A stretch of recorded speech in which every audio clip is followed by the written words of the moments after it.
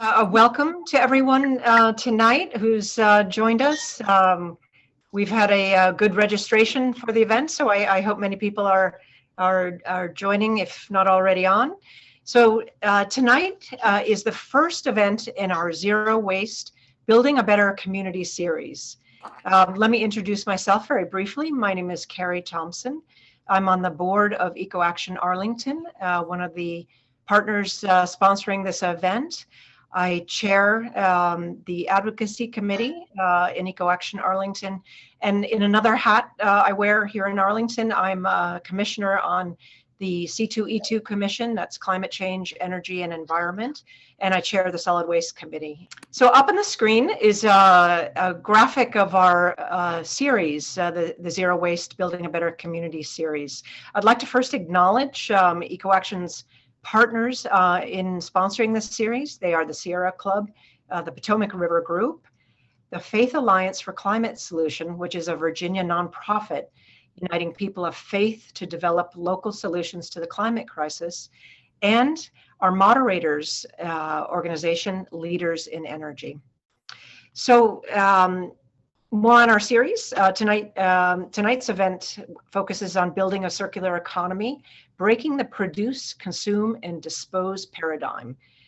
You'll see that on the screen, and you'll see the other two events. The next one is an event titled Beyond Recycling, which will be held on November 29th. And our third event, Reimagining Our Waste Management System, will take place on January 17th.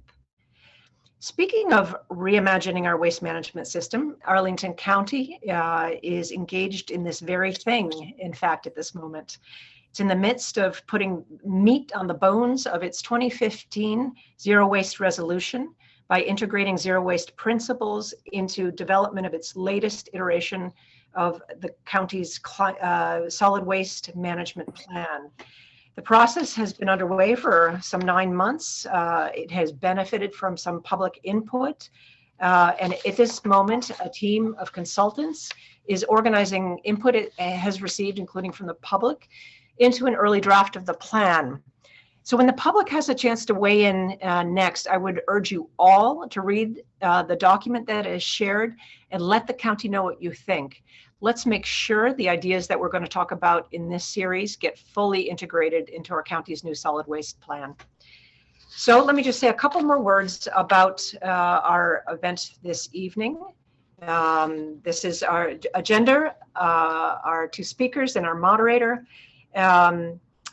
So our agenda is, very briefly, we'll be watching a short video from the Ellen MacArthur Foundation. We will meet our moderator. We will listen to two great speakers tonight, and then we'll have a moderated discussion, including Q's and A's from all of you. You'll get instructions from our moderator in terms of how to submit your questions. So let's get started.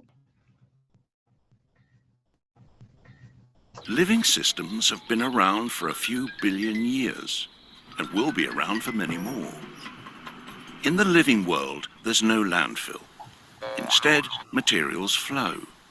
One species' waste is another's food, energy is provided by the sun, things grow, then die, and nutrients return to the soil safely. And it works. Yet as humans, we've adopted a linear approach. We take, we make, and we dispose. A new phone comes out, so we ditch the old one. Our washing machine packs up, so we buy another. Each time we do this, we're eating into a finite supply of resources and often producing toxic waste. It simply can't work long term. So what can? If we accept that the living world's cyclical model works, can we change our way of thinking so that we too operate a circular economy? Let's start with the biological cycle. How can our waste build capital rather than reduce it? By rethinking and redesigning products and components, and the packaging they come in, we can create safe and compostable materials that help grow more stuff. As they say in the movies, no resources have been lost in the making of this material.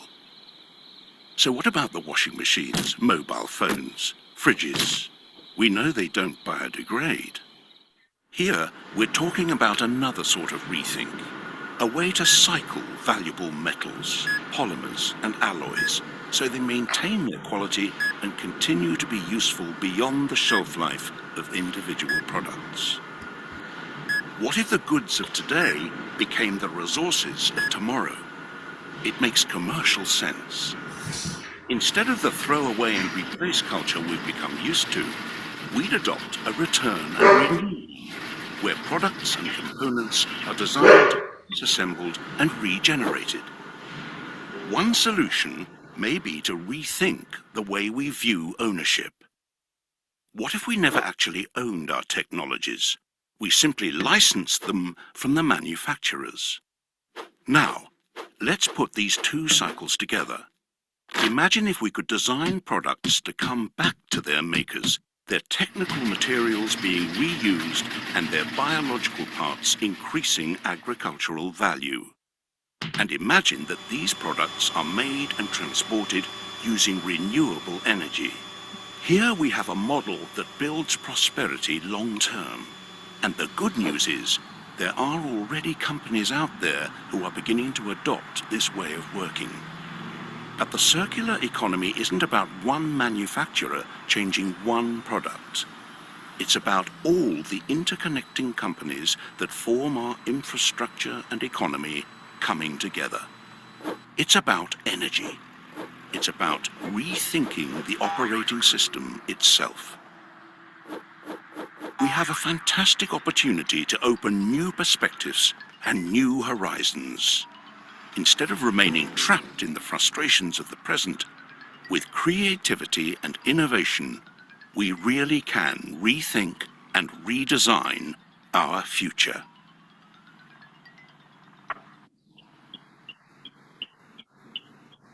I love that video. Okay, now it's my pleasure to introduce Janine Fennell, who will serve as our moderator for tonight's event. Janine serves as the Executive Director for Leaders in Energy, and she has been instrumental in transforming her organization into a network of U.S. and global professionals who collaborate on energy, environmental, and sustainability topics to help catalyze sustainable solutions. So take it away, Janine. Thank you so much, Carrie, for that warm introduction. And it's just a delight and a privilege to be the moderator of today's session. I want to welcome everyone to this series on zero waste and building a better community. And it's wonderful to see a great turnout and interest in this topic, which focuses on a set of ideas referred to as the circular or regenerative economy, the cradle-to-cradle approach, or the donut economy. Tonight's program will focus on building a circular economy, breaking the produce, consume, dispose paradigm. Transforming to a zero-waste community will hinge on rethinking how and where we produce, use, and reuse materials and goods. We'll hear more on these topics from our two speakers tonight. They will each give about a 15-minute presentation. I will then have a moderated discussion with the two speakers, and this will be followed by Q&A by our wonderful audience. I am just so excited to see the wonderful turnout tonight, and I know we have such an intelligent audience. Really looking forward to any input and discussion that you are interested in contributing as well. So please be thinking about your questions and enter them in the chat at any time. We'll be keeping an eye out for these and plan to return to them in the Q&A portion of the program. I will now move to tonight's program by introducing our first speaker, Jamie Rhodes, who will provide a circular economy overview. Jamie Rhodes is an attorney, organizer, and strategic consultant. He currently serves as an interim chief strategy officer for Upstream, a nonprofit organization which is focused on making throwaway go away through business policy and cultural innovation. He was formerly the program director from 2013 to 2018. In between roles with Upstream, Jamie launched his own law practice in Rhode Island and Massachusetts, Rhodes Consulting, that focused on environmental policy. He worked for the Rhode Island Senate's Committee on the Environment and Agriculture, Municipal Renewable Energy Procurement, and Social Enterprise Business Development. Prior to Upstream, he worked as a Rhode Island Director of Clean Water Action and Rhode Island Advocacy Director for Planned Parenthood, Southern New England. He currently serves on the board for the Clean Water Fund, the American Civil Liberties Union, Rhode Island, and Common Cause of Rhode Island. Otherwise, you can find him on the ultimate Frisbee field and soccer pitch when he's not at home with his family in North Smithfield, Rhode Island. So, Jamie, welcome. And we're really looking to hearing your insights in providing a circular economy overview tonight. Thanks, Janine. I really appreciate it. And thank you, everybody, for coming out to hear tonight. And we'll just get the right screen share in here. Let's see, and make sure that you all can see this. All right, did that come up all right? It sure did. I'm seeing some thumbs up, so I know I must be in the right, I'm in the right location here. Even after all these years, you know, with Zoom, we still mess up every once in a while. So, okay. All right. So once again, yeah, thank you again for the introduction. My name is Jamie Rhodes. I'm the interim Chief Strategy Officer for Upstream. So I really appreciate the opportunity to have this conversation with everybody tonight, and I definitely look forward to the questions. So just a little bit, a short moment about Upstream. So we're a national nonprofit. We've got staff ranging from Maine to California. We're small but mighty, as many of us are wont to say. And as Janine mentioned, the real focus of our organization is how do we make throwaway go away? And a lot of that focus then is about, it's a cultural piece. It's pushing businesses to take that direction, but it's also working with local policymakers, both at the state and local level, in order to change the way that our economy functions. And so in order to do that, as you see, we've got a business innovation work, really focusing on helping companies make this transition away from throwaway and single-use disposability, and moving on to a reuse and circular economy. We focus on the social impact of our work, trying to make it help people bring to life what a future economy will look like that's not relying on disposability. Because when it lives in our minds and it lives in our words and it starts to live in the real world, it's got to start somewhere. But now the other side is that there's always the policy changes. We have to keep bumping up the floor of what we expect all players to, everyone to act on. So with these three pieces together, we think that we have a nice theory around how we can move to a more circular economy. But it takes all pieces kind of rowing in the same direction and working together to do so. So enough about Upstream, a little bit more about our vision of the circular economy and how we're going to get there. Because I mean, as we all know, we're humans and we're attached to this earth, this one right here. It's the only one that we've got. There's a limited amount of resources. And right now we've developed a society and a system that's just fueled by unsustainable consumption. That is the engine right now driving so much of our economy. That throwaway economy, it is destructive. It goes from the 10% of all wood that's being harvested, the 20% of the aluminum being mined in the world, the 40% of plastic that's being created. 40% of the plastic, 50% of the glass that's being produced, all of these things are wasted, essentially. They're being created and then they're being tossed away.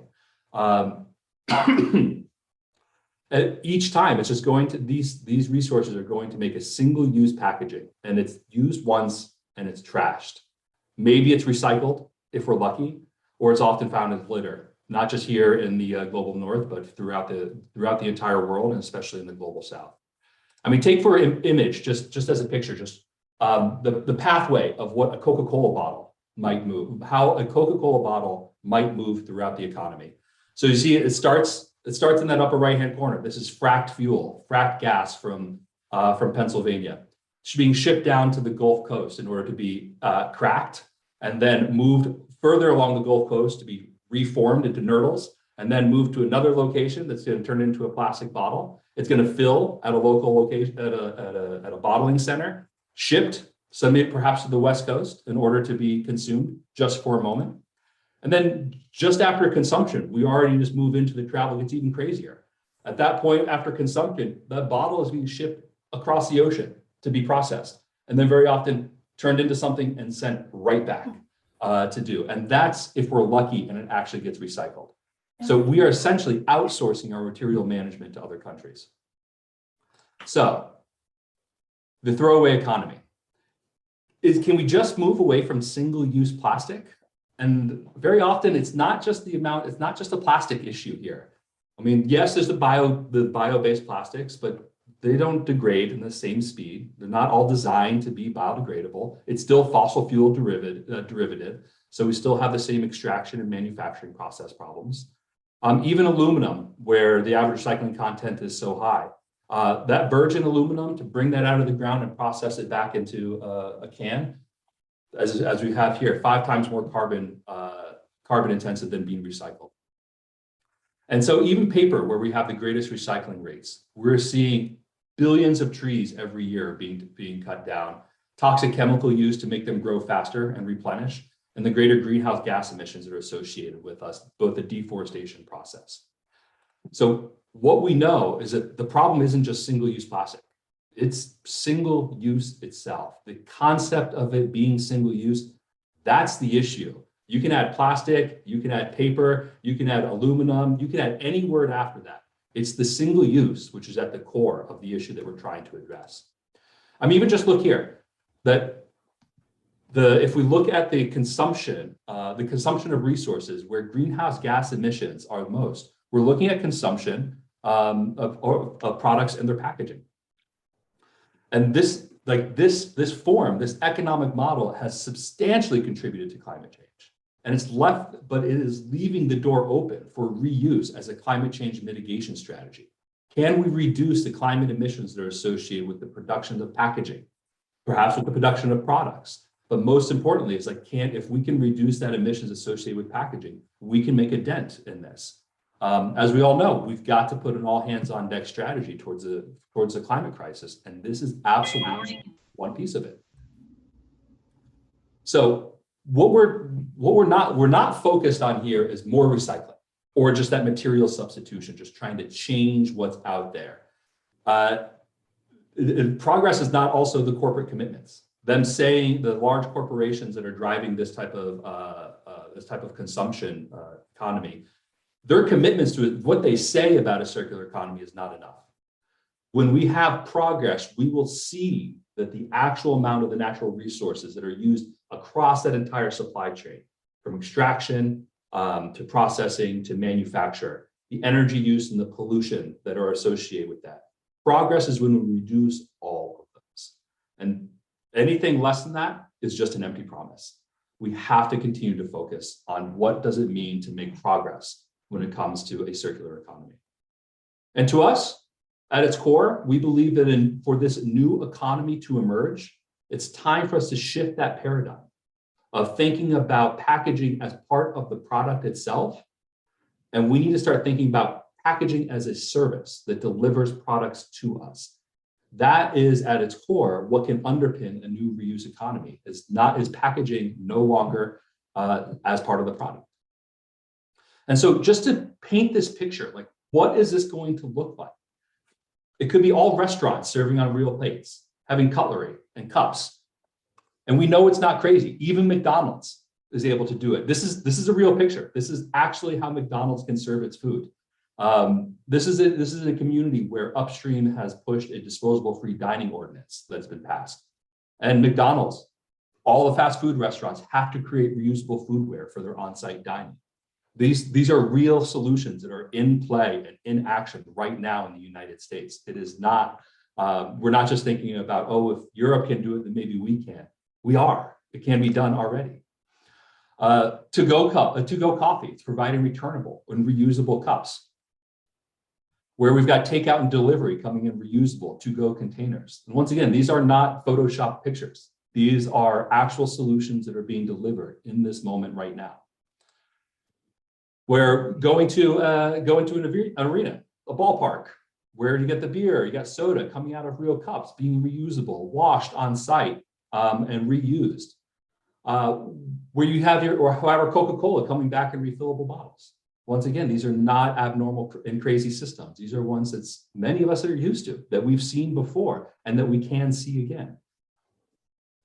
You can also make it at home. There's ways to deliver products where instead of buying as much packaging and shipping of water content, essentially, we can ship the core goods and core materials that make up the consumer products that we use, and we can remake those own products right at home. Once again, these are solutions that are sitting there right in front of us, waiting to be adopted on a mass scale.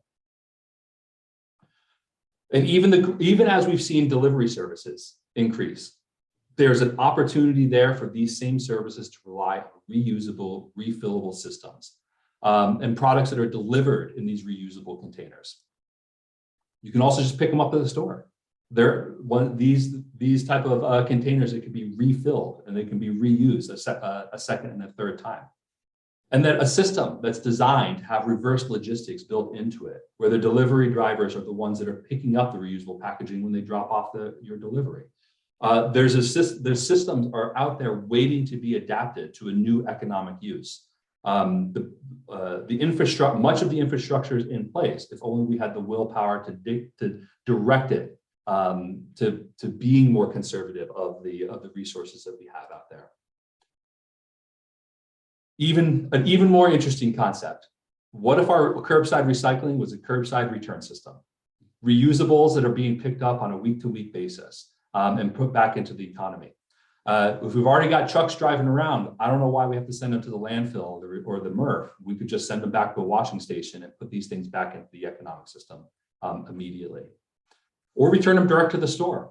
If I'm coming back to the store, why don't I just bring it right back there where I got it to begin with? Bringing BYO, bring your own, back into the mainstream and as a core fundamental component of a local economy. And then even there's systems right now where community-wide systems in place where you can drop off that cup at a local collection center that's then going to be picked up, washed, and brought right back into the local economy. And while we all appreciate the bring your own and how easy it is for some of us, it's also not easy for everyone. And so we need to be able to have scalable solutions and innovations that don't require us to bring things places. We're human. I forget my reusable bags way too often than I'm willing to admit. I don't always bring my mug to the coffee shop. I don't always bring my thermos there. And you know what? I'm still going to drink the coffee. As much as I am embedded in this work, I'm not going to give up everything that I've come to rely on and use in my daily life just because I forgot some piece of the system along the way. That is too decentralized of a way for us to manage this at scale. But here's the key to reuse services. They have got to have these components. We need to see refill, restocking, purchase and reuse, the collection and reverse logistics, washing, sanitizing. If we want the throwaway to go away, we have to put new systems in its place. Ones that are going to work for a broader set of society and they're not going to be as resource intensive. Just thinking of like Coca-Cola as an example, I mean, I pick on the company a lot during these presentations, but they're also a global company that understands regional logistics. They have demonstrated this by putting bottling plants all across the country, all across the world, and enabling essentially your local Coca-Cola to be produced right there. It doesn't have to all come from headquarters down in Atlanta. It can be delivered at any place across the world. And it can be done so consistently and predictably. And so with Coca-Cola seeing this as the future, they've started investing in local and regional systems to be able to expand the use of returnable items. And so what you see, we're not talking about a centralized system in an entire nation that's geographically and population large as Brazil. Instead, we can think of regions within them where packaging materials can recirculate with local produced goods. If even Coca-Cola can be locally produced as a global brand. And once again, this is not pie in the sky thinking. These are actions that global companies and international corporations are already taking, knowing that it's a more stable supply chain. It's more predictable for them to get their goods back. And in many ways, it's a lot cheaper, especially when you're seeing increased costs for the greenhouse gas emissions of transporting goods around the world. So we have to start re-envisioning the way that we deliver the products and goods that we're used to and that we desire. I mean, you could think about an entire system. And yes, we just drew up this as a thought, but you can imagine how if you put all of these pieces in place in a single locality, you can significantly reduce the reliance on single-use disposability.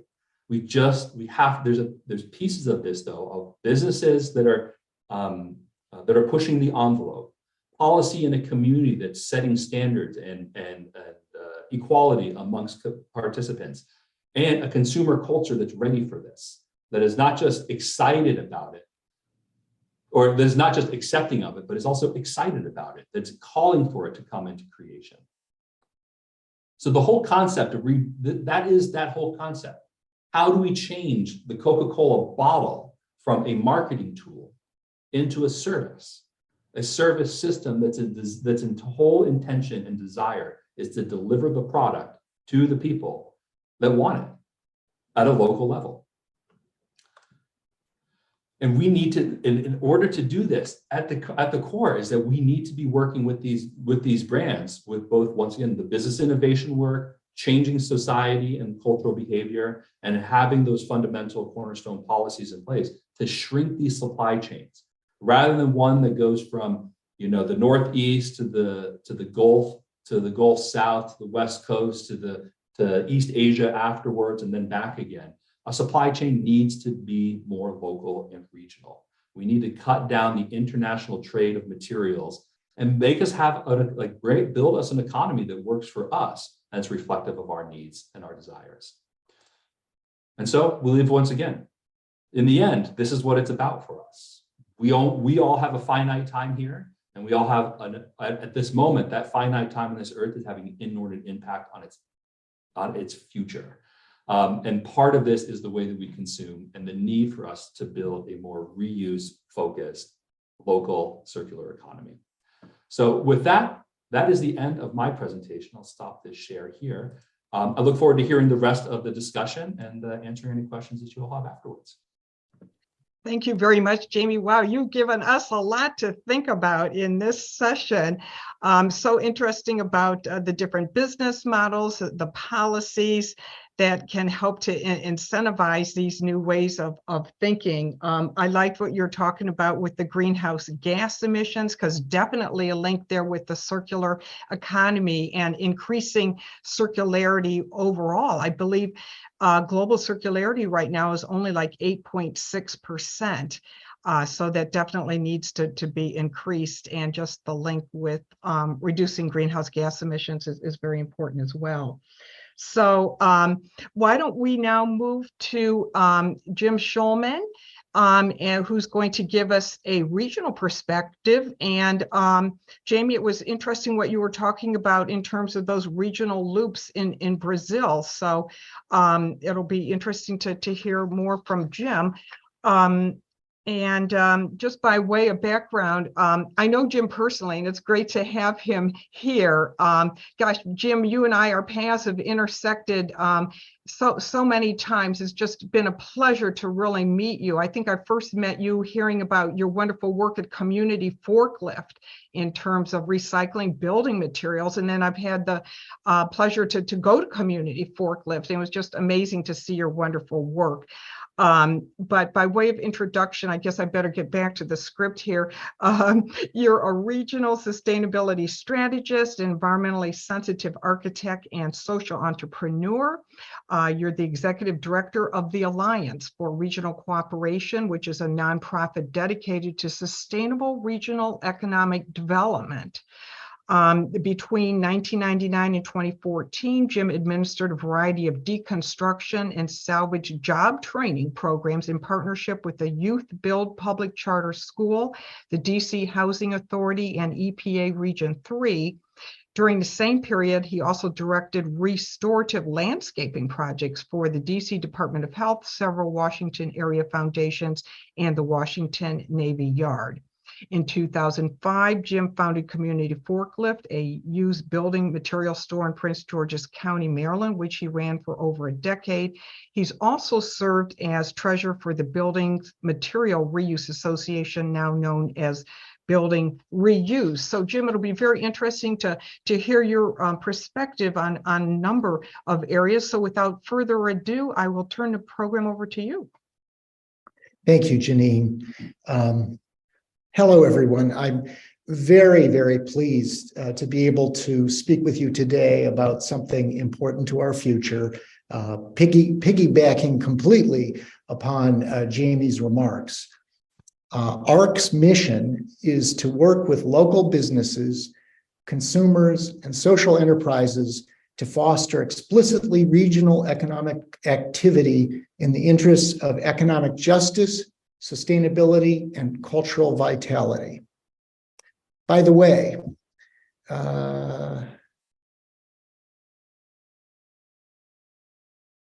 okay, I hope people can see that. All right, great.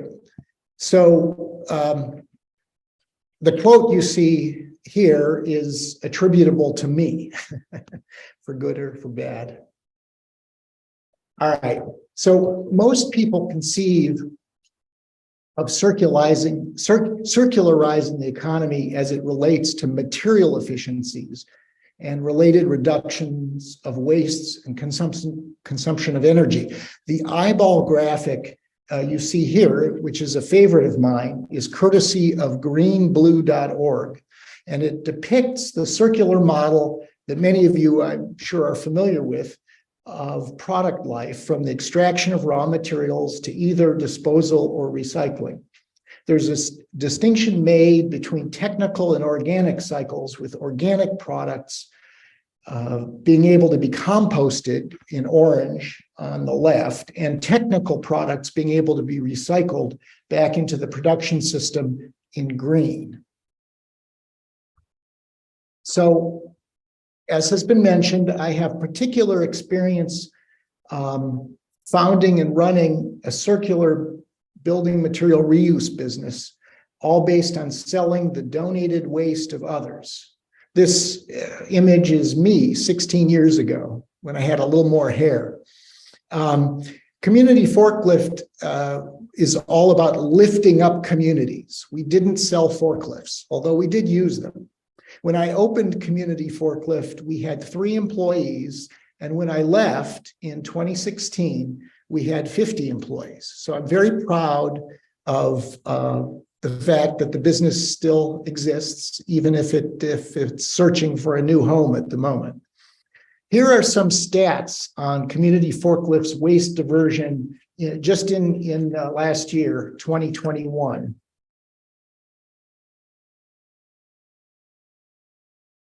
The lift, as it is affectionately called, diverted 1,283 appliances, 1,114 windows, 8.21 miles of lumber, 3,990 doors, 4,767 lighting fixtures, 96,000 square feet of tile, 471 toilets, 7,534 gallons of paint, and a whopping 29,825 cubic feet of cabinets from, potentially being disposed. Community Forklift is a good example of how a circularizing economy can be made even more virtuous. So the BMR in green on the screen stands for building material reuse. And I will admit that building material reuse is not always appropriate. When it is, it draws the circular economy into even tighter, more virtuous loops, avoiding 2/3 of the economic loop altogether, the portion on the top, effectively creating a spiral economy. So I like that idea of a spiral economy even more than a circular one. And building material reuse is inherently regional. due to the large expense of transporting heavy and bulky building materials. So I maintain that the benefits and perhaps even the primary rationale for focusing on making business and personal behaviors more circular are that they can enhance social prosperity, enhance native cultural expressions, and strengthen community networks. And in other words, build triple bottom line community sustainability. The organization Metabolic speaks about these benefits as 7 pillars. And I'll just read you kind of the keyword headings for their 7 pillars. Materials are cycled at continuously high value. All energy is based on renewable sources. Biodiversity is supported and enhanced through human activity. Human society and culture are preserved. The health and well-being of humans and other species are structurally supported. Human activities maximize generation of societal value, and water resources, especially water resources, are extracted and cycled sustainably. People generally already understand why it's important to buy food regionally. If you want fresh food, you need to shorten the supply chains between where the food is grown and where it will be eaten. Many people, rich and poor alike, appreciate the benefits of farmers markets and healthy, tasty food. Here you see Michelle Obama enjoying the fruits of farm vendors at Washington, D.C.'s own Eastern Market. She was, of course, also a major proponent of home gardening. So here's a rough definition that you can read yourself of what a regional economy might be. And how does this compare to a circular economy? Well, a circular economy is supposed to design out waste and pollution. And yes, a regional economy shortens supply chains, drastically reducing energy used in long-haul transportation. Does a regional economy keep products and materials in use? Yes, due to the ingenuity, I believe, that happens and which is required in using locally available materials. A circular economy helps regenerate natural systems, and yes, a regional economy can foster this from a reduction in pollution due to inhibition in waste and the resurgence of native species.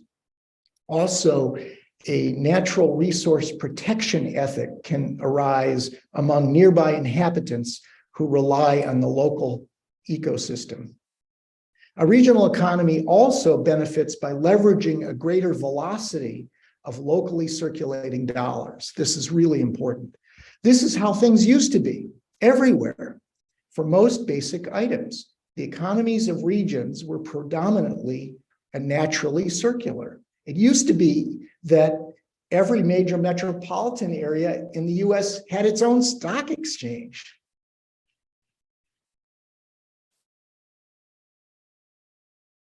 So Michael Schuman is an international guru of local economics and small business, and he has written about this extensively. He's also an advisor to ARC and a good friend. Evidence from Michael and the Institute of Local Self-Reliance and other think tanks indicates that of $1 you spend at a local independent businesses, 60% on average, and sometimes up to 80% will remain locally, whereas less than 40% of the dollar that's spent at national chain stores will remain to recirculate in the community where it is spent. This makes sense, as absentee ownership is a drag on the economy. Schuman's notion of purchasing pollinators, and I apologize for the poor quality of this photograph of the cover of one of his books, but this notion of purchasing pollinators is part of what ARC will soon stimulate in the form of a co-op of cooperatives, which will obtain the basic goods and services that they need to operate from each other.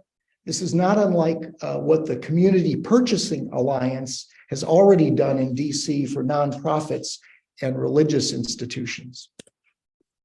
And the Rocky Mountain Institute, for a long time, has long time ago developed these 4 principles, plugging the fiscal leaks by determining which expenditures cannot be met locally and work hard to offer them, supporting existing native independent businesses, encouraging new local enterprise developments, for instance, startups or pop-ups, and finally, last on the list, recruiting compatible new businesses from elsewhere. By my interpretation of these principles, exporting outside of a region is okay after regional needs are being met. So Goldilocks and the 3 bears remind us if global corporations can often be extractive and predatory to enrich a global elite, and neighborhood serving local cottage industries might be too small to supply all the basic goods and services that people in an industrial era depend upon, I maintain that metropolitan regions represent the scale at which intentionally self-reliant economic activity make good sense. Because no one neighborhood or municipality is large enough to be able to be a complete industrial ecosystem. Many urban theorists, including Richard Florida and one of my mentors, E.M. Rissy, they argue that sustainable communities require a population of at least 4 to 20 million people. A big caveat, of course, is that this applies to what I consider basic elements of human life that are essential for everyone. For instance, food, shelter, clothing, education, healthcare, water, and energy. Luxury products, on the other hand, and complex industrial assemblies like jet planes or cell phones can also be produced, consumed, and refurbished more circularly. But because minerals, plants, and other precious raw materials are not distributed equally around the planet, and the means of industrial production are not available to all societies, we must recognize that some products, at least with the current state of science, may only be produced through globally integrated production. Nevertheless, regions that rediscover ways to meet basic needs from within their own food sheds, watersheds, energy sheds, etc., will be able to trade with the global economy from positions of strength and relative economic security. So here's an excellent example of a vision of a regional economy. Circular Amsterdam aspires to some degree to turn the whole metropolis into an economically resilient ecosystem, radically shortening supply chains and keeping money circulating within the region. Much of this vision relies on reusable building products and assemblies that are designed for disassembly and reassembly, as well as composting. The current mayor of Paris, Anne Hidalgo, has been promoting a related concept called the 15-minute city. Again, many of you may be familiar with this, where all basic needs can be met within a mixed-use neighborhood, all within walking and biking distance. Other regions like Glasgow, Scotland, and Tübingen, Germany, are experimenting with this planning concept, which has positive equity implications as well. So I will now focus on 4 examples very quickly of regional circular business activity in the DC metro region with which I'm familiar or personally involved. The Localite Rewards app is an example of digital technology to advance regional business circularity. ARC, the Alliance for Regional Cooperation, is partnering with another nonprofit, Local First DMV, which is formerly Think Local First DC. We're partnering to implement this program. Here's how it works. Big businesses regularly provide their customers with purchasing rewards and premiums that can only be used at other big businesses. So for instance, you buy a product at Walmart and receive a discount to buy dog food at Petco. Please understand, and this blew my mind, that an astounding 63% of all purchasing in the US now is done via cell phone apps, whether in-store or remotely. So Localite is set up to permit clients of local independent businesses to earn cash benefits at other participating outlets within a designated region. This effort, the Localite effort, is up and running in Arizona and a few smaller cities in California. ARC is just beginning to recruit DMV area businesses to participate via business improvement districts, Main Street programs, small chambers of commerce, and other business associations. It's useful to know that there are some 150,000 businesses in the Washington metro region, by my count, 15 times the number in DC alone. ARC aspires to assist 10%, maybe 15,000 of those businesses to serve the region through Localite networking and promotion. Government policies to address circularity can also include modifications to building codes.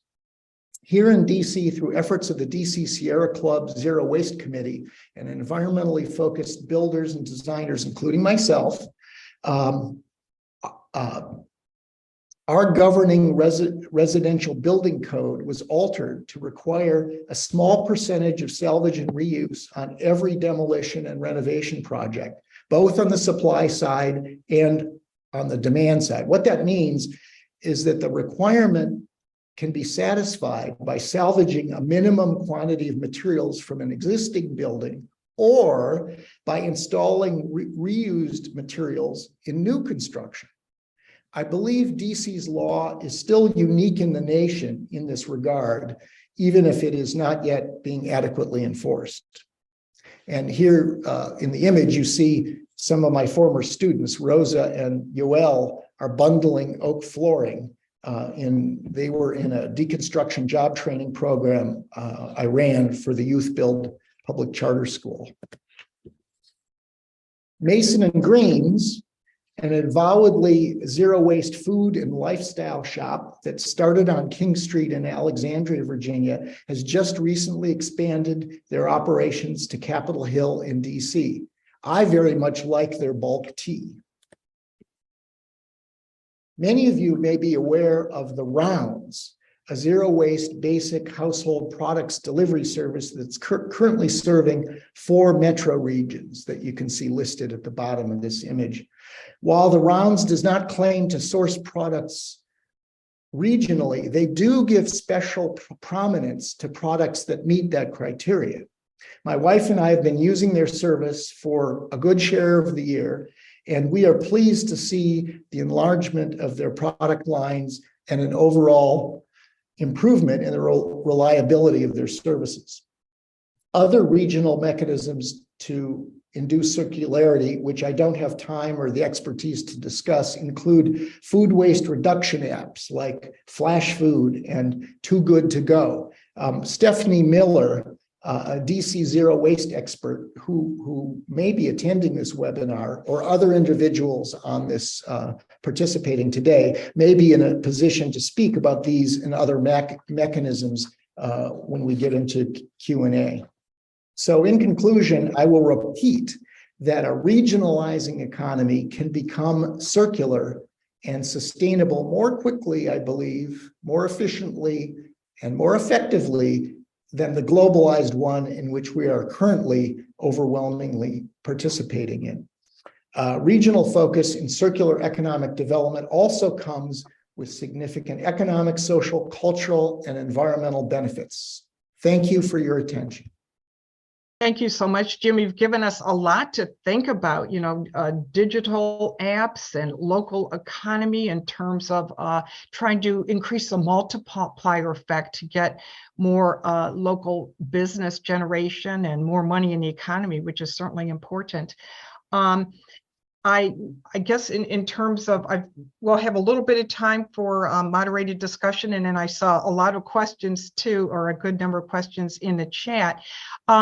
In terms of, I guess, a question for each of you, in terms of the circular economy toolbox, is there anything that you might recommend that comes to your mind that could be used in the DC region? Jamie, you were talking, I believe you had an example about McDonald's and reuse. You had a number of reuse models. I don't know if you have any examples of some municipalities that are really moving in that area that could be used either in Northern Virginia or more broadly in the region. Just something to think about. And Jim, for you as well, just any particular tool that has really caught your attention that we should be thinking about, including extended producer responsibility, where manufacturers are taking more responsibility for the products that they're manufacturing. I know it's kind of a complicated web of a lot of these issues that we're talking about. I don't know, is that question clear to you guys? Yeah, Jim, you want to go ahead? You seem, you might have more. You might have more knowledge of like the actual DC area. I mean, my brother lives there. But that's the best I can do. You should have recruited your brother to be on screen as well. There's so much work that needs to be done in this regard that it almost seems as if any progress is good progress. So, I was delighted to be able to help get that small building code change into effect, but was kind of a little bit demoralized in how long it took and how inadequately it's being enforced. So, I will say this though: extended producer responsibility does work at getting industry to make a first step. So, for instance, paint in the Washington metro region, paint is something that industry has stepped forward, and they've got their own programs, not just community forklift, but paint stores are involved in paint recycling. And I think it's working pretty well as far as I understand. We're working on that in the DC region on electronic products and on batteries.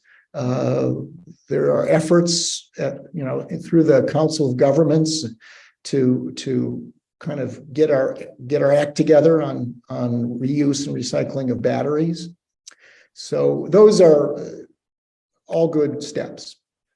Yeah, and it's interesting too. I wonder what the trade-off is. You mentioned the DC government and others getting involved in paint recycling, and I know there've been some private businesses springing up too to handle paint. So there's kind of that trade-off in terms of when do the municipalities get involved, when do private businesses get involved, and it's sort of the interplay between those two sectors. So Jamie, maybe I move to you now, because I know in your slide I saw you had business models and policy, and I'll let you have the floor.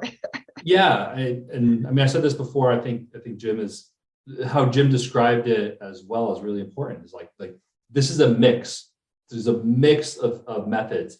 One thing that our own organization kind of really tries to hold here is that there's no one right answer to this. And to be very clear, we're trying to create an economy that doesn't exist. There's not like a pathway. There's no book. There's no map that's going to say, well, you got to do this, you got to do this, you got to do this. And anyone says they know exactly how we're going to get there, it probably has something in it for that particular end result, rather than thinking of how to create a new system.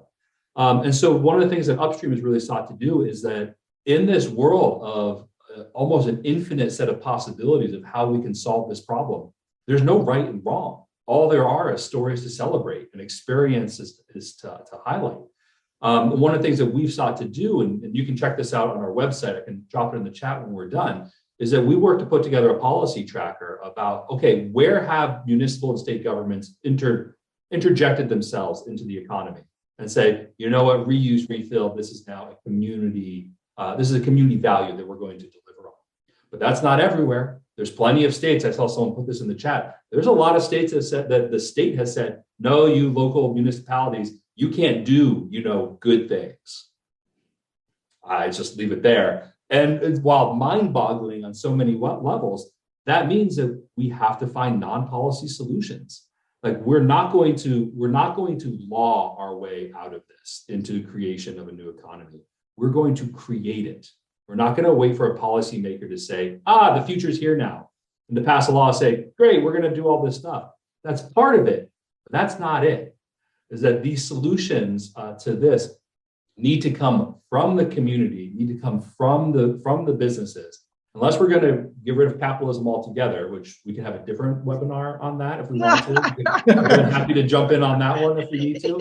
But right now, like there is a profit motive to shifting and to changing in that direction. And so our policy tracker is designed to show where are there some good things that have been done that new people can pick up. We also have a reuse services and business directory. Is it exhaustive? No, not by any stretch of the imagination. I don't know how to get one that's exhaustive, but we're trying to highlight those businesses that are demonstrating that reuse and refill can be a cornerstone of a local economy. And we started doing this award ceremony. We started during the pandemic of like, we need to find a way to bring people together. We call it the Reusies. It's like, let's have a Reusies event every year that just highlights some of the best movers and shakers in this new industry as it's coming to fruition. I love that, Jamie. Can you tell us who've been attending, who have been some of the awardees of the Reusies? Oh, no, because if I start saying it, I'm going to get it wrong. Well, how about just one or two? I mean, are there any here on more the East Coast? I mean, I've been reading about a number of states, California and others, that are really moving ahead on packaging legislation and that sort of thing. Anything more on the East Coast? Oh, yeah. I mean, and once again, a lot of it's not policy oriented. So like some of the awards we give out is like Activist of the Year, Corporate Initiative of the Year, Reuse Community of the Year, Most Innovative Reuse Company. I'd have to go back to remember all the names. We just had the event last week and I'm just a little fried by it. But well, Arlington, we like to compete and DMV is a region, maybe we should throw our hat in the ring. Yeah, and we work, and one of the things that we've just sought to do is to bring, for better or for worse, to bring capital to this. So like the Closed Loop Partners is one of the sponsors of the event.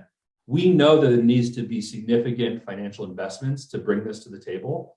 And part of your our seed work and feed model. Yes, exactly. That got my attention as a nonprofit, seed and feed. Yes.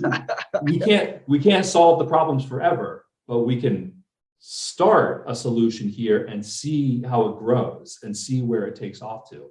And in all of these places is like, there's just so many different angles to be able to do this. And once again, our organization's mission is to demonstrate success and to raise up those questions, not about hammering home on the problem all the time, but to really say, look at those that are saying every good problem to deal with is an opportunity for us to create something new. And that's the message we want to create and for those that are saying, I don't know where to start, I don't know where to begin. Well, what in your view does your community need? Oh, well, I need a reuse and washing station. All right, can I research a couple of them? Is that something I can build? Can I call someone that's already made one? We just don't the amount of impact one person can have by just engaging and saying, what's the gap? What's needed here? And to start solving one problem. Just one. It's like, I want my coffee shop to get rid of disposables. One problem, solve one problem. And then the next one. And then Jamie, I love what you're saying. And if I can just jump in, because I see Laura Elau is here, and she's really an example of an entrepreneur that just saw that there were a lot of problems with the need for reuse and started her own business. I mean, it's just amazing. And she's been leading our circular economy working group. So just delighted to hear that she's here as well. And Stephanie Miller later may give us a little shout out, because similarly, she's been very concerned about zero waste and started a new initiative in the DC area area with all these businesses on DC reuses. So in the Q&A, maybe we'll give her a minute to just tell us a little bit more about it. Jim, I see you have your hand up. Would you like to engage in this discussion as a speaker? One of the speakers. Yeah, before we leave this question, I just wanted to, and I hope you can hear me okay. Yes. Before we leave this question, I wanted to mention one example, which is ProFish, which is a wholesale fish distributor serving the Washington region. And they were successful in convincing the district government, which had a program to provide funding for restaurants to get commercial dishwashing systems to be able to get away from single-use cutlery. They convinced the district government that they should be able to buy a condensing machine to be able to condense the expanded polystyrene, the EPS packaging that fish are shipped in, that material. And I think it's a great example of a local business that took it on themselves to deal with their waste, and the local government that was willing to bend their rules in order to serve this reuse end. So Jim, thank you so much for that example. And I see Stephanie Miller is actually on the screen, so maybe this would be just a really quick and good segue for her to talk about the 40 businesses that she's gotten involved in. And Stephanie, I should say, is also the author of a book on zero waste and has spoken to our Circular Economy Working Group. So welcome, Stephanie. I'm so glad that you could just chime in here. You know, I know you and I were corresponding about this webinar, and you were telling me about what was going on. Yeah, thank you, Janine, and thank you both for the great conversation so far, and very optimistic to hear all of the examples. I'll just quickly say, you know, Jamie, you mentioned the consumer culture being ready, and I guess I get impatient with the consumer culture not being ready enough sometimes. So actually, when I was writing the book, I interviewed someone in Canada who had started a Canada Reduces program, and I adopted that here recently over the summer in DC. And it basically, I bought these stickers, self-funded, but we have a team of about 8 volunteers who are going around the city, and we've gotten almost 40 shops signed up with the sticker in the window. That is a signal that if customers who are eager to change the culture want to come in with their own fill in the blank beverage container for their coffee, reusable produce bags for their produce and so forth, and dry cleaning garment bags instead of the plastic packaging, they can do that. So yeah, as of today, I think we have 35 businesses that signed up. I have my own little story about dry cleaners, so there's a heavy bent there on. We have about 7 dry cleaners signed up, and I'm just looking for my numbers. Stephanie, do you have any chains like McDonald's or anything? Do you have any chains? Sorry, kind of interrupted you there. Any chains involved? Because Jamie had that example on McDonald's, so that kind of got my attention. Not yet, and we've actually been focusing on non-chains. I've tried going into Starbucks a few times and gotten hassled, or at least not a warm reception. I keep telling the team, let's just keep going with the really local businesses. But I would love to be able to crack that nut. I mean, I think if we could get a Safeway or a Compass Coffee, you know, something that's a little bit more national, that would be great. So if anyone has ideas or if anyone wants to volunteer, we're open. It's a purely grassroots initiative. Very good. Well, thank you so much, Stephanie. Really appreciated. Thank you for the opportunity to talk give about a little mini shout out and see where this all goes. Hey, Jamie, I guess we'll move into Q&A here real shortly here, and maybe Joan can give me a hand on some of the questions, but you did get my attention on that reuse cart, particularly here in Arlington. I think we've been very progressive. We're very lucky. I mean, maybe San Francisco is ahead of us. I know that they've been a zero waste city. They had food composting before we did food composting, and have it available. We have these like little caddies that we can then put into our yard waste. But is there a municipality that's actually doing the reuse cart idea where something can be reused? And actually, Laura Elau might be doing a little bit of this in her reuse business. Wow. Okay. Yeah, I'm off mute. I'm trying to think of, so it's like, it's hard to say that, okay, two thoughts in my head at the same time. They both tried to get out at once, nothing happened. So in one way, in one answer is no. As far as like an entire city or an entire community going together, it's not happening at that level. Yeah. You see it in communities, you see it in neighborhoods. And most often I have to, it's like, while if you want to get the chains and the brands, like the well-known chains, whether it's the McDonald's of the world, those, to move them, they're the laggards. Like, they're not the forward marching folks. They're the ones that come along because policy was passed. Or they're the ones that came along because of some corporate initiative that's happening that's going to change the whole world, and they're going to reinvent themselves. But they're not the front here. What you see is like in that front aspect is that you see a service like Our Cup, for example, come in and start working individually with certain companies that are ready to move, small chains, regional brands, and like this mom and pop shops. There's a company that comes in and says, I think I've got a better system for you. And in the end, reuse, like we did in this report called Reuse Wins, is that you find those companies that adopted these reuse models, they're saving money, they're saving resources. And what we've tried to do is not only help them deploy this alternative, but to track the progress of them being able to do it. And we started with, I think many organizations probably heard of the company, like the organization Clean Water Action did a program called Rethink Disposable, where they would go in and actually audit individual like restaurants and cafes and work with the owners of like, hey, you can replace this, you can replace this, you can replace this. Let's tell the story. Let's show the financials of this.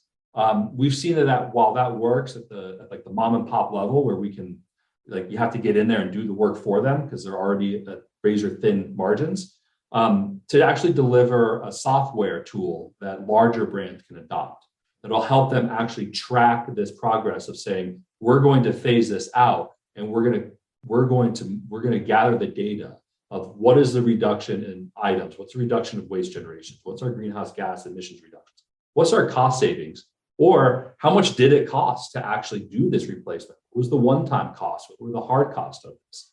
So those aspects are things that we're trying to develop to demonstrate through a data-specific tool what this change looks like. The idea then being is that if we're able to demonstrate this, both at the small local level to the international brands, and able to build that data set, then what would stop somebody who's on this webinar now pulling that data and be like, I think I got a business plan. I think there's a model here of how I can pitch this service for these 10 businesses over here. I'm going to provide the service. Well, when I'm successful at that, well, maybe I'll get these 10 over here, and maybe I'll get that city over there. This is the opportunity. It's like there is a new business. There's a new economic opportunity of making this change. And we feel that while we're in the nascent stage of that, we got to be rigorous. We've got to track the information. What does this look like across the board? So that, as I said earlier in this, is like there's no playbook right now. There's no map to this. But if we're diligently tracking our progress, maybe we're drawing the map in real time, and we can share that with those that come after us and say, hey, this is what we learned. Here's the opportunity that's in front of you. And this is going to be successful when more and more people start stepping in and saying, you know what, I think I've got a solution for that particular part of the problem. And that in some places, as we've seen in California, they end up going the policy route and saying, we're going to move everybody. But while we won't see that in Austin, Texas, for example, showing our belief is that policy follows practice. We've got to demonstrate the practice in lots of places before the policy follows suit. So maybe a city like Austin can deliver an effective reuse system, but not because government told them to do it, but because an entrepreneur in the community said, oh yeah, I saw what they did in New York, and there's a new millionaire up there who solved this problem. I want to get to that. I'm going to deploy that idea here, and I'm going to be the next successful reuse entrepreneur that's out there. And then all of us that are out here are going to we'll totally applaud them. We're going to say, look at these great things they're doing, give a bunch of free marketing, and then they'll expand to the next city. But these are the ideas of how do you see that seed and feed idea is that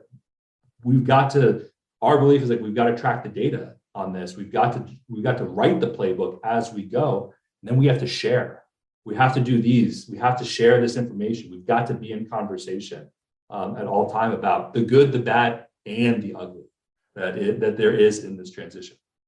I think we could all keep talking probably for the rest of the night easily. I'm seeing that it's about 10 after 8, and I promised our audience that I would let them get involved and ask all of these questions. And Joan is also kind of helping me on some of these questions as well.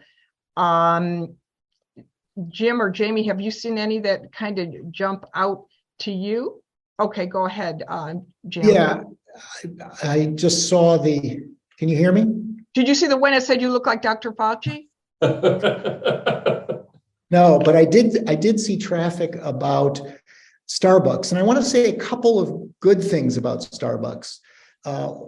One is, and most people may not know this, and I don't know if it's still the case because I have not spent a lot of time in Starbucks since the pandemic, but Starbucks had made a commitment early on to use salvaged building materials in every one of their shops. And they made a commitment to make every Starbucks branch different from each other intentionally to give that feeling that it's the neighborhood's local shop. And mind you, they certainly can do more in terms of single use everything. But that commitment on the building side to salvaged materials is a huge one. And secondly, because they did that, I got some inside information from a vice president at Starbucks saying that they had actually looked pretty closely at the notion of breaking up their global empire so that all the money doesn't go to Seattle, but that they might have a Starbucks Caribbean and a Starbucks East Coast and a Starbucks Midwest, because they recognize that the concentration of wealth that's inherent in their corporation is a problem. So I think more than disparage Starbucks, we want to kind of encourage them, is my feeling. My 2 cents. Along those lines, there was a question that came in about worker cooperatives. So I don't know if that's but I'm trying to see where the question was. Yeah, I could raise that. Is anyone working to build these circular economy enterprises as worker cooperatives?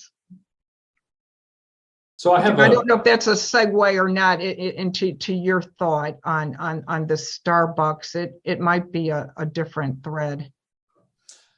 I think it's kind of a different thread, and I have an answer to this, but it's only random, honestly, that I have this answer. There's a coffee shop in Providence, Rhode Island that I've had the pleasure of working with and going to called White Electric Cafe, who happens to be a workers' cooperative. Oh, wow. Jamie, that's wonderful. And they happen to embody many of these ideals. Are they perfect? No, they are not perfect. I'll give them that. They haven't phased out all of their single-use disposables everywhere. And I've had the conversations with the folks there about, well, why haven't you gone the whole 9 yards? And this is the question that somebody brought, I think it was other guest that was up before, Stephanie, the question about consumer, what do we think about consumer behavior of like, are consumers asking for this?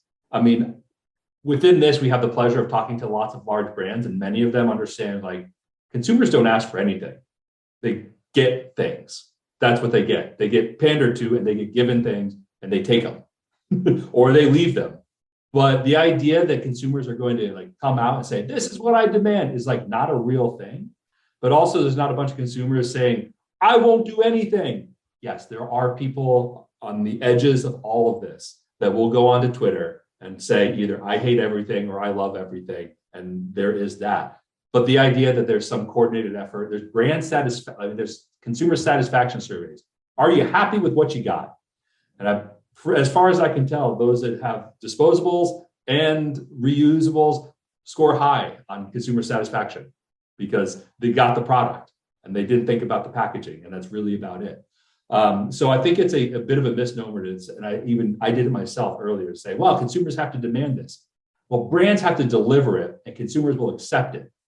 And that's most likely how this is going to go. But I'm off on a tangent here. About No, Jamie, I think you're making a lot of really good points in terms of product as a service. I mean, look, we used to have LPs and CDs, and now, you know, we have these streamed music services. So I guess you're saying there's going to be innovation that will be hopefully heading us in this right direction, maybe combined with more manufacturers being responsible for a lot of the things that they do manufacture. You know, there's a question in the chat earlier about product as a service. And Joan, I don't know if you remember that question or not. I think they were just wondering if any of these services are more available here in the United States. I think in the Netherlands, there was something about a leasing arrangement where you can lease a washing machine, and then that company is responsible so that you don't have to dispose of it if it doesn't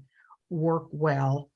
I thought I had seen a question in there, just wondering if there was an example, but maybe not. Well, I do like the question that Joe just put in here. On I think there's two different pieces there, but both are very interesting about like the low-hanging fruit about like empowering government personnel, getting into chambers of commerce. I love the idea of getting into chambers of commerce. Just as somebody who loves it, like you go into the quote unquote other side and you realize they're not so much the other side. They're just seeing the world a little bit different than you are. They can come around. You know, these are business folks. I love that idea of getting involved with Chamber of Commerce. Who knows what's possible if you actually organize businesses? When they organize, they're usually quite effective. And why wouldn't they be able to organize just as effectively around getting rid of one of their largest cost line items? Joe, I love that idea too. I actually belong to the Arlington Chamber of Commerce, and I'm on their sustainability committee. And yeah, maybe they would be interested. So if you have any ideas, feel free to reach out.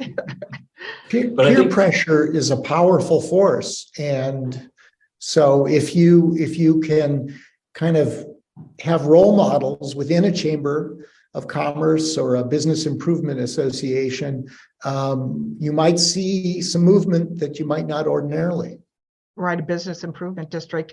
Joe also had another interesting question on how do disenfranchised communities kind of get more involved in this circularity? And it's probably a twofold thing, Jim. You were saying the more the circularity there is in the economy, the more money is circulated, you know, back to your Mike Schumann colleague and everything. And Jim, when you started off, your mission is really to kind of lift all boats, right? As a result of this regional cooperation. So would you have any additional thoughts maybe for her question? Sure. The deconstruction work that I have done and continue to support is premised on finding ways to put food on people's tables and on their plates. And one way to do that is to create jobs where they don't currently exist. There's a little bit of, you know, which comes first, the chicken or the egg, but but I've been able to not only train people, but hire people to take buildings apart safely. And I think that can be a growth industry as soon as it will take some more help from municipalities and county and state governments for it to become widespread, but it's already being done in every state of the union. Well, speaking of jobs and disenfranchised communities, is there a role for universities and educators to help people get more involved in the circular economy? And I know this might be just a little bit outside your scope.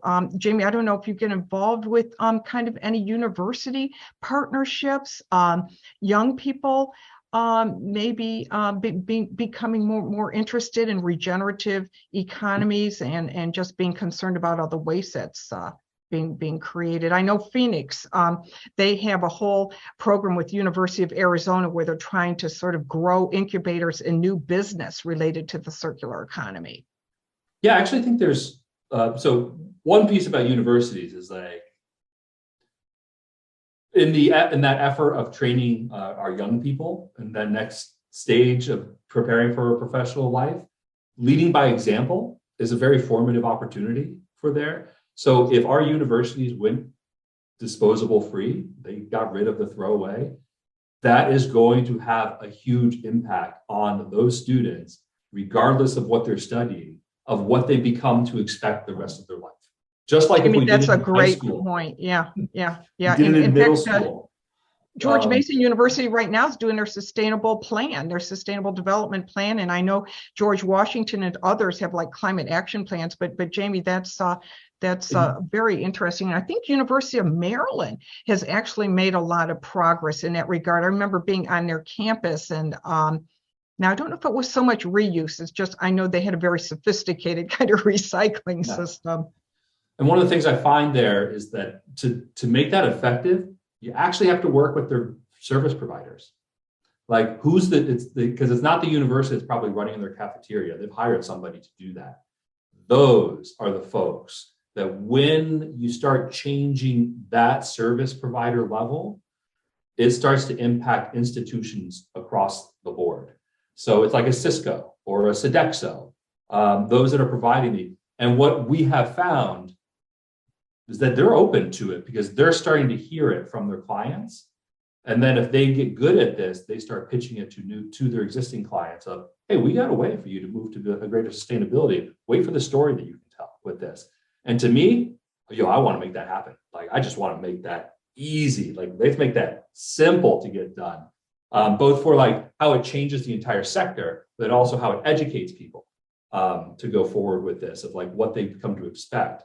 But even more interesting than like one other interesting point that you brought up about what about the incubators of one of the things that I've enjoyed here is like I got involved with the Social Enterprise Greenhouse and enter an organization in Providence that its entire goal is to help social good oriented nonprofits and startup businesses. How do you get them going? How do you support them? These are the folks that are looking to solve problems in a capitalist for-profit system. There are incubators like this across cities all across this country. Any of us that have an interest, like there's an idea. I'm not going to run a business. Look at me, nonprofit attorney. What do I know? But you know what I can do is I can go there and hook up with one of their incubator cohorts and maybe get someone excited about a new idea. They love having people from the outside come in and share experience and knowledge. Who knows where the next great business idea is, but the chances of them going through an incubator right now is pretty high. And if they've got a good idea, there's funding attached to it at the end. So like all of these places where you find people that are, maybe I'm not looking for like a crunchy granola environmentalist. I'm looking for a tech bro to be like, hey, I want you to be interested in reducing waste. That's a cool idea. Maybe I'll figure that out and make a buck on the side. Those are the folks that we also need trying to tackle this problem, not because of a true belief in it, but because that's an interesting problem or there's money to be made there. These things motivate just as many, if not more people than what motivates us to do the work. Right. We also need to speak this in their language. Right. That gets back to the music streaming and just new innovation, new ideas. And, with tech platforms and everything, I was just reading in a post, and Jim, I think I mentioned this to you as well, to reduce food waste. There are these new apps now, Flash Food, Too Good to Go, where, it benefits me if I want to, get some food that doesn't cost as much and prevent it from being thrown out. I just thought that was really exciting. So, Jim, that was interesting when you were talking about the app that you're trying to encourage in DC as well.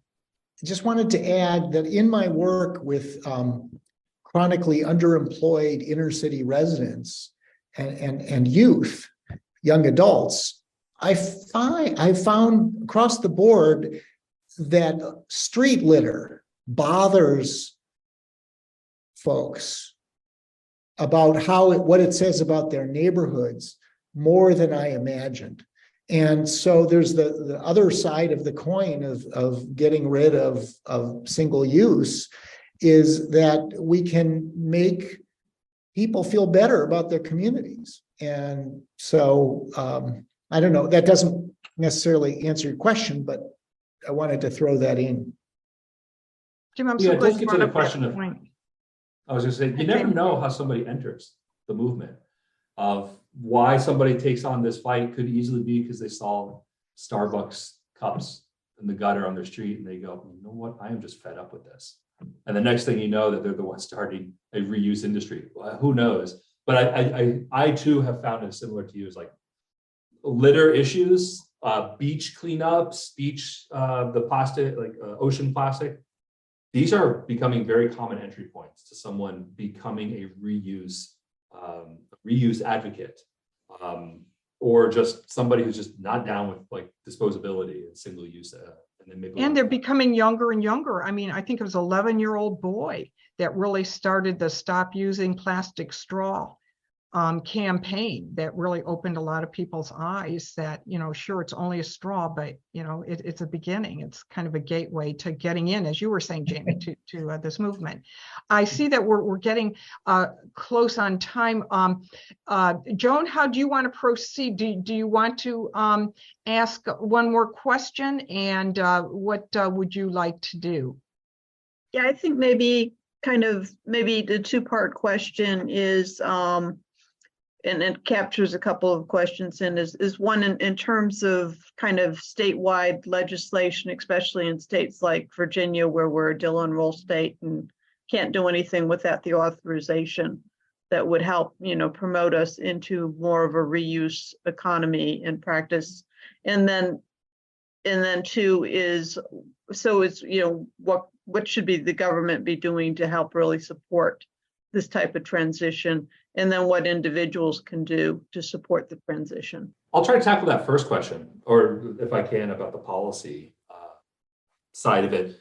I mean, one of the things that we have found at the state level is that we've kind of turned a corner in some ways, seeing states like California, Maine, Colorado institute some of the largest producer responsibility laws, the most expansive. So it's not just like paint laws or batteries or fluorescent lights. It's about packaging.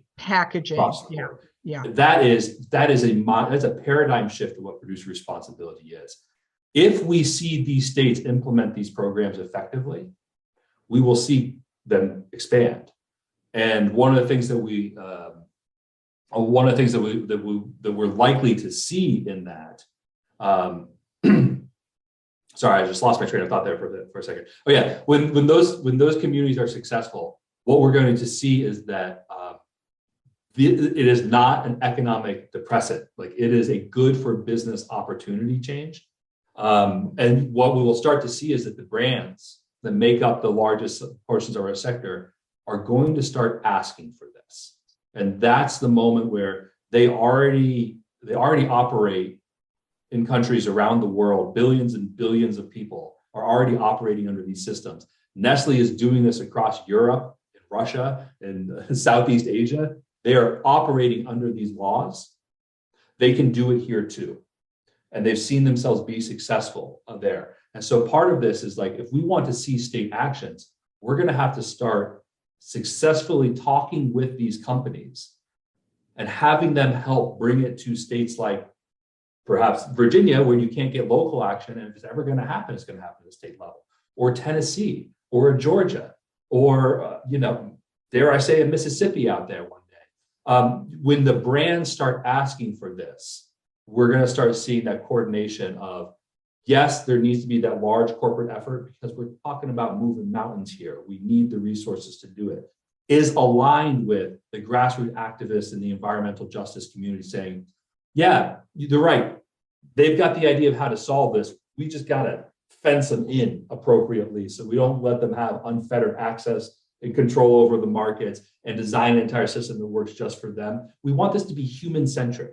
It still has to put people and our experiences first, not their profits. But that being said, they got the money, they know how to do this, and they want the stuff back, so let's let them have it.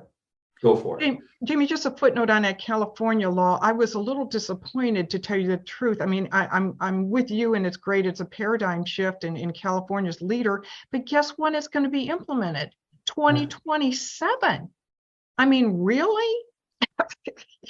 Sometimes I just I'm going to really take my wonder. half loaf.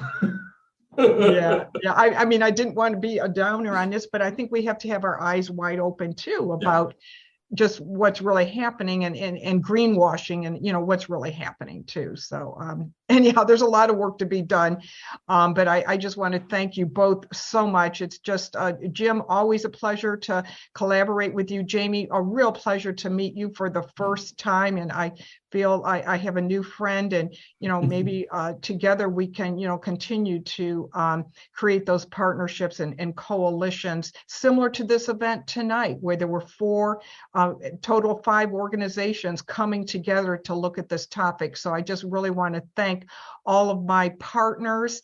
Again, it was a real privilege and honor to be here tonight. I want to thank the audience. I mean, wow, we were just getting a lot of questions. I was really pleased with just the participation in the chat. So thank you so much for everything that you are all doing and for being here tonight. So I'll turn this over to Joan now.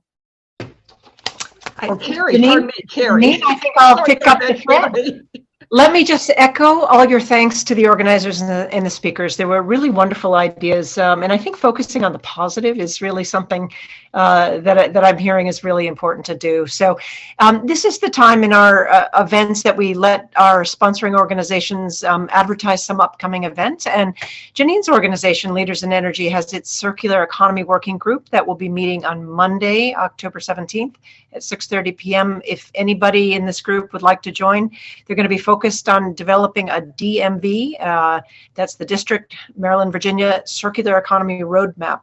I think Joan will put in the chat the link or the email address. If you want to attend, send an email to that address.